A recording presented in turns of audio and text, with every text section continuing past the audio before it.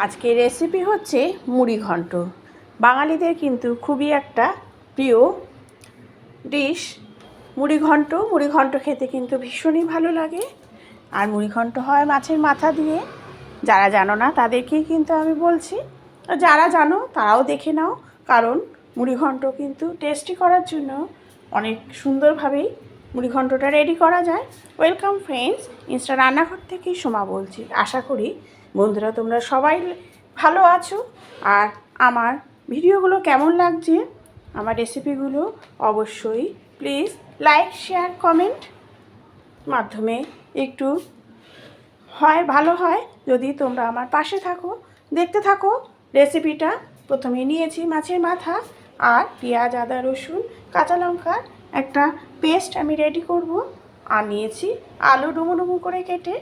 মাছের মাথাটা যদি নাও হচ্ছে কাতলা মাছের মাথা, তাহলে কিন্তু মুড়ি ঘন্টটা বেশি টেস্টি হয়। তোমাদের প্রথমেই বললাম কিভাবে রেসিপিটা খুব ভালোভাবে রেডি করা যায়, সেটাই তোমাদের সামনে শেয়ার করছি।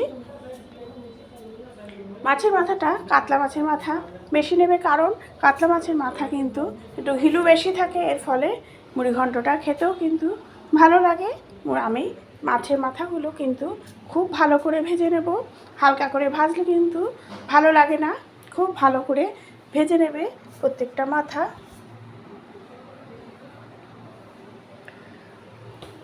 আর তোমরা রেসিপি কি দেখতে চাও অবশ্যই কমেন্ট করো। আর এই মাছের মাথার সাথে কিন্তু মুড়ি ঘন্টের মেন ইনগ্রিডিয়েন্টস হচ্ছে চাল নেবে হচ্ছে গোবিন্দভোগের চাল। গোবিন্দভোগের চাল দিয়ে কিন্তু এই রেসিপিটা বেশি ভালো হয়।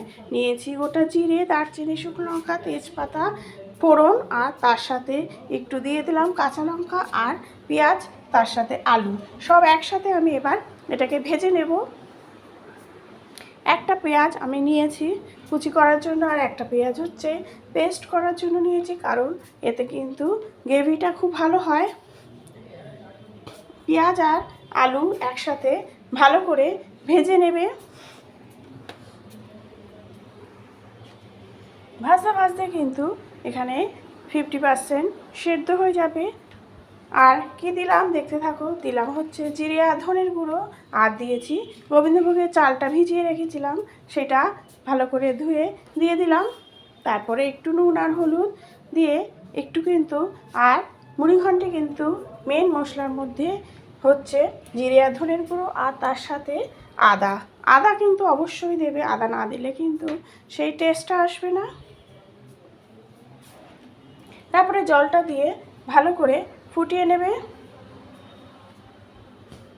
এটা দিয়ে কিন্তু বেশ কিছুক্ষণ আবার ভাজতে ভাজতে তারপরে যখন সব ভালো মতো হয়ে যাবে ভাজা, তারপরেই জলটা দেবে। জলটা দেওয়ার পরে যখন দেখবে চালটা 90% সেদ্ধ হয়ে গেছে, তখন কিন্তু জলটা দেওয়ার পরে যখন দেখবে 90% সেদ্ধ হয়ে গেছে, একটু ঘি আর একটু গরম মশলা আর একটু চিনি, ব্যাস একদম শুকনো শুকনো করে নেবে।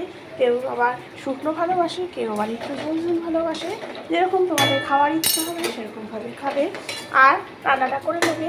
আর যদি চাল আছে একটু যদি ঝোল রাখো অল্প একদম, তাহলে কিন্তু শুকনো হয়েই যাবে। পরবর্তী সময়ে যখন ঠান্ডা হবে ঠিক এরকম একটা টেক্সচার মুড়ি ঘন্টের কিন্তু বেশি খেতে ভালো লাগে।